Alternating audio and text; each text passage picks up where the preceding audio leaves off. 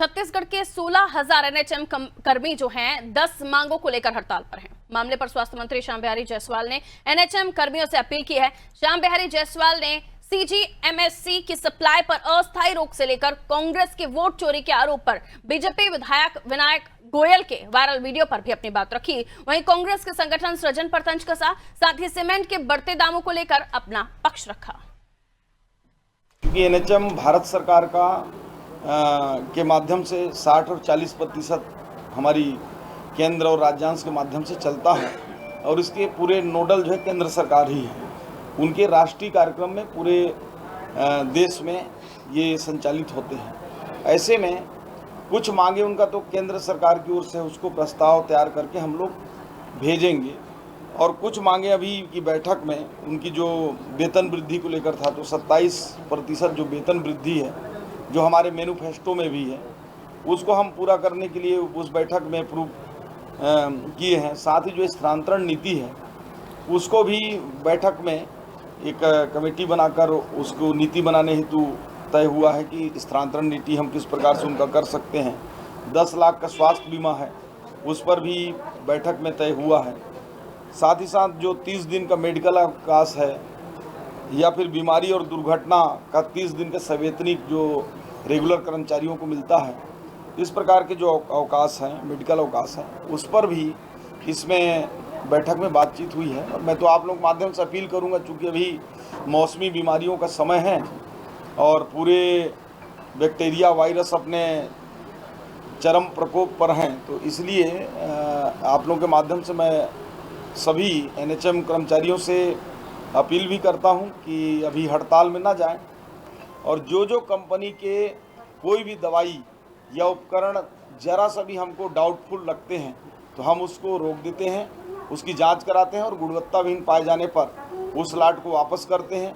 और 3 बार यदि उनके कोई लाट फेल होते हैं लगातार तो हम उसमें कंपनी को ब्लैक लिस्टेड भी करते हैं। और आपने देखा होगा कि हमने कई कंपनियों को पिछले 1.5 साल में ब्लैक लिस्टेड भी किया है, कई को तो जांच भी कराया है, कई ऐसे लोग हैं जो अभी जेल में भी हैं।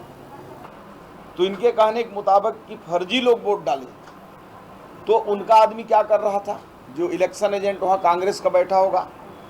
यदि वो चुनाव आयोग को वोट चोरी का आरोप लगा रहे हैं तो इनका एजेंट भी पूरे देश में जितने एजेंट होंगे सारे लोग चोर होंगे। तो कांग्रेस को अपने ही लोगों के ऊपर भरोसा नहीं है। देखिए, विधायक भी तो आम व्यक्ति हैं, कई प्रकार के कार्य रहते हैं, कई प्रकार की स्थितियां परिस्थितियां रहती हैं। कभी कभी मानव स्वभाव में हम सब लोग भी कभी कभी झल्ला जाते हैं, कभी परिवार में ही बच्चे को डांट देते हैं, कभी भाई को डांट देते हैं, तो कभी परिवार में आपस में कहासुनी हो जाता है। तो भारतीय जनता पार्टी एक बड़ा परिवार है।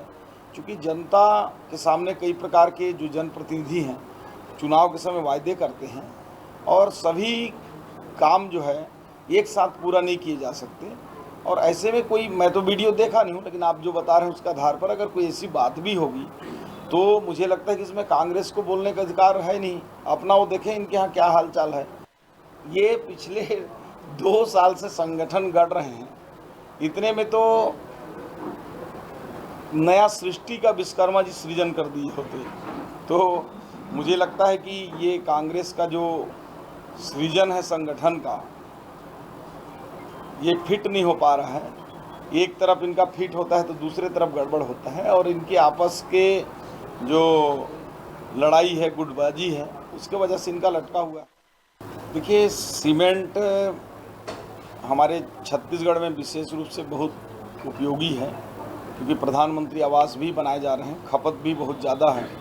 अब वो किन कारणों से सीमेंट कंपनी ने रेट को बढ़ाया है, इस पर मुझे जानकारी तो नहीं है, परंतु मैं उद्योग मंत्री जी और हमारे माननीय मुख्यमंत्री जी तक इस बात को निश्चित रूप से हम रखेंगे।